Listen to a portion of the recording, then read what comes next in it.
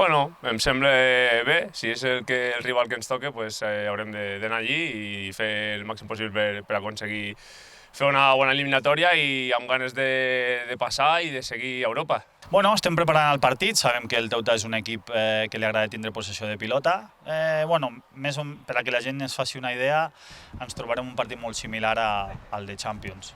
Llavors és un equip que ens tocarà estar juntets, replegadets i ben ordenats, i haurem d'intentar, quan tinguem les nostres oportunitats, a veure si en podem aprofitar una i guanyar el partit. Sí, serà el rival més dur dels tres que ens enfrontem a Europa.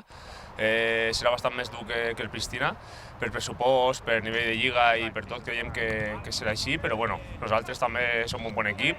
Vam venir a eliminar un equip que també a priori era millor que nosaltres i anirem allí, ja et dic, amb totes les ganes i amb confiança per a poder passar. Tenim moltes ganes, venim amb la il·lusió i l'energia positiva d'aquest partit de Champions que vam guanyar, amb bones sensacions, sobretot al segon partit, que vam jugar contra un rival molt superior a nosaltres, però que part del partit vam estar dintre i vam tindre les nostres opcions, i per això et dic que estem preparant el partit molt bé, sabem com juguen i com pressionen, i l'equip té moltíssimes ganes d'afrontar aquest partit.